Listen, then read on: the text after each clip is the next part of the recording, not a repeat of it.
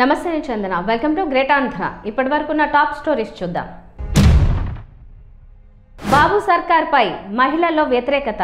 కడప నగరం చుట్టూ రియల్ వ్యాపారుల హడల్. లాబీయిస్టులకు మంచి ప్రభుత్వం. చంద్రబాబు కల్చర్ కు 2.4 వర్షన్. సోము నామినేషన్. ఏమైపోయావు కన్నా?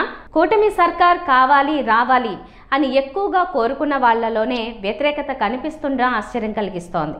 కూటమి అధికారంలోకి రావడంలో మహిళల పాత్ర కీలకం. మహిళల ఓట్లే లక్ష్యంగా కూటమి భారీగా హామీలు ఇచ్చింది. వాళ్ల ఆదరణ చూరగొంది. అందుకే అద్వితీయ అధికారాన్ని దక్కించుకుంది. అయితే ఆ మహిళలే ఇప్పుడు చంద్రబాబు సర్కార్పై పోరు చేస్తుండడం విశేషం. 3 రోజుల క్రితం ఆశా వర్కర్లు, నిన్న అంగన్వాడీ ఉద్యోగులు చలో విజయవాడ అంటూ సమస్యల పరిష్కారం కోరుతూ కదం తొక్కారు. ప్రభుత్వం ఎంతగా అణిచివేయాలని ప్రయత్నించినా ఆశా వర్కర్లు అలాగే అంగన్వాడీ ఉద్యోగుల పోరుకేకను అడ్డుకోలేకపోయింది. వీళ్ళంతా మహిళలే కావడాన్ని ప్రభుత్వ పెద్దలు గ్రహించాల్సిన అవసరం ఉంది. తమను మోసగించారనే ఆవేదన మహిళల్లో ఎక్కువగా కనిపిస్తోంది. అందుకే ఆశా వర్కర్లు, అంగన్వాడీ కార్యకర్తలు పోరుబాట పట్టారు. అయితే సామాన్య మహిళల్లో కూడా ఇదే రకమైన ఆగ్రహం ఉన్నప్పటికీ వాళ్ళ మాదిరిగా ఉద్యమించకపోవడానికి కారణం లేకపోలేదు. ఆశా వర్కర్లు, అంగన్వాడీ వర్కర్లకు యూనియన్లు ఉన్నాయి. యూనియన్ నాయకుల పిలుపు మేరకు అంతా సంఘటితమవుతారు. ఎవరికి వారు లక్ష్యాన్ని చేరుకోవడానికి తమకు అనుకూల మార్గాల్లో వెళ్తారు. అయితే సామాన్య మహిళల్లో ఉద్యోగ మహిళల కంటే ఎక్కువ కోపం ఉన్నా దాన్ని ప్రదర్శించడానికి వీల్లేని పరిస్థితి. ఎందుకంటే వాళ్ళంతా ఎవరికి వారు విడివిడిగా ఉంటున్నారు. సామాన్య మహిళలకు కూడా లబ్ధిదారుల యూనియన్లు ఉంటే ఈ పాటికి విజయవాడ ధర్నా చౌక్ రోజు ఆందోళనలతో అట్టుడికిపోయేది. సామాన్య మహిళలు రోడ్డు ఎక్కలేనంత మాత్రాన వాళ్ళ మనసుల్లో పాలకులపై వ్యతిరేకత లేదనుకోవద్దు. తమకంటూ ఒకరోజు వస్తుందని దానికోసం కసిగా ఎదురు చూస్తుంటారు. సామాన్యుల కోసం ఆ సమయం 2 ఏళ్లకో 3 ఏళ్లకో లేదా 5 ఏళ్లకో ఒకసారి వస్తుంది. కడప ఆ నగరం చుట్టూ రియల్ ఎస్టేట్ వ్యాపారులు హడలిపోతున్నారు. కడప నగరానికి వెలుపల సీకెదిన్నె, పెండ్లిమర్రి, వల్లూరు, చెన్నూరు మండలాలు కమలాపురం నియోజకవర్గ పరిధిలోకి వస్తాయి. కడప నగరంలోనూ దాని చుట్టుపక్కల రియల్ ఎస్టేట్ వ్యాపారం చేయాలంటే అధికార పార్టీ ప్రజాప్రతినిధులకు కప్పం కట్టాల్సిందే.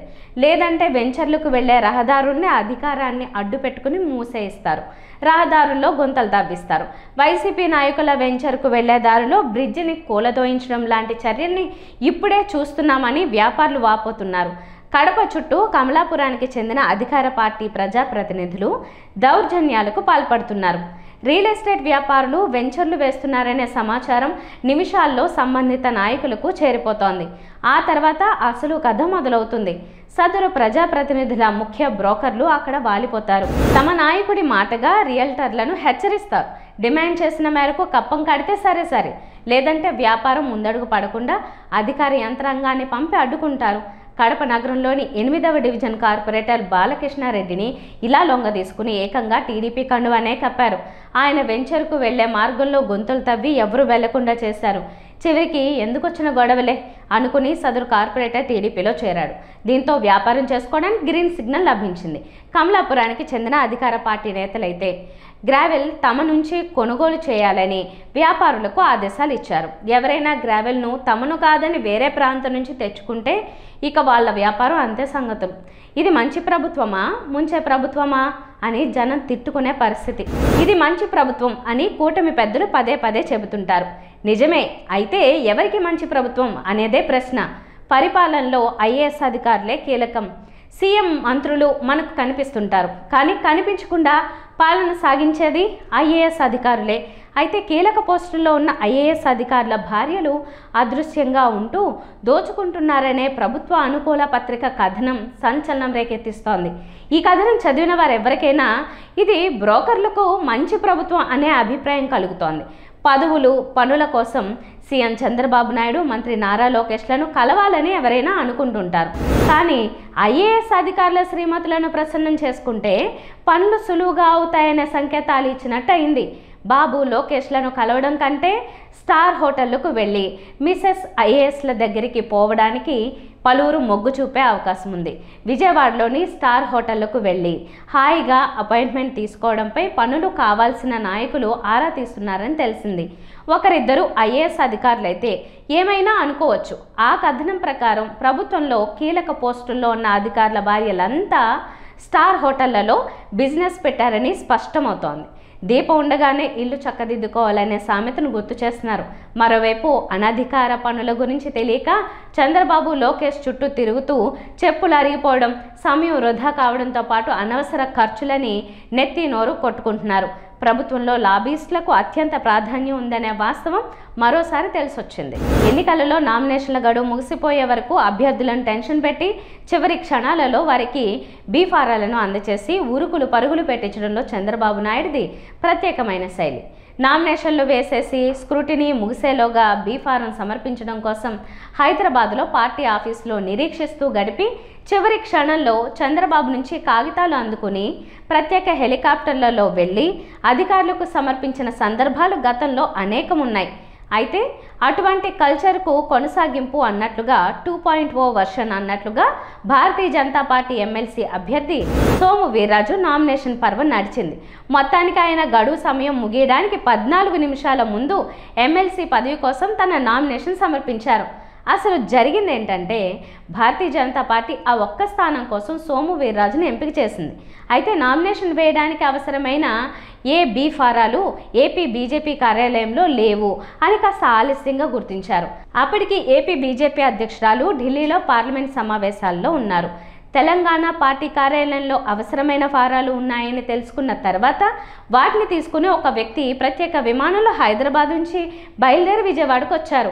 అదే సమయంలో మధ్యాహ్నం 3 గంటలకు నామినేషన్ గడువు ముగుస్తుంది. అనగా ఉదయం 10:30కు రాజమహేంద్రవరంలో బయలుదేరి అసలు నామినేషన్ వేయాల్సిన సోము వీర్రాజు ఉరుకుల పరుగుల మీద విజయవాడకు వచ్చారు.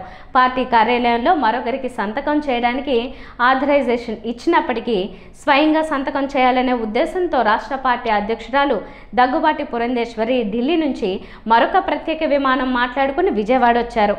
అంటే నామినేషన్ కోసం ఏకంగా 2 ప్రత్యేక విమానాలు పనిచేశాయన్నమాట.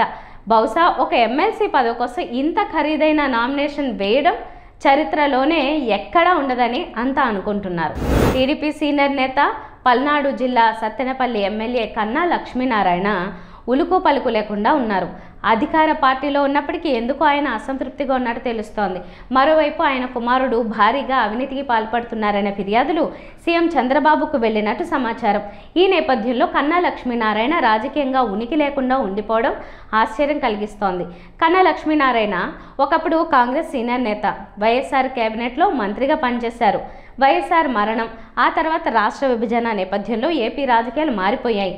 కాంగ్రెస్ సీనియర్ నాయకులు తలోదారి ఎంచుకున్నారు. కన్నా లక్ష్మీనారాయణ బీజేపీలో చేరారు. ఆ తర్వాత 2019 ఎన్నికల సందర్భంలో వైసీపీలో చేరడానికి ఏర్పాట్లు చేసుకున్నారు.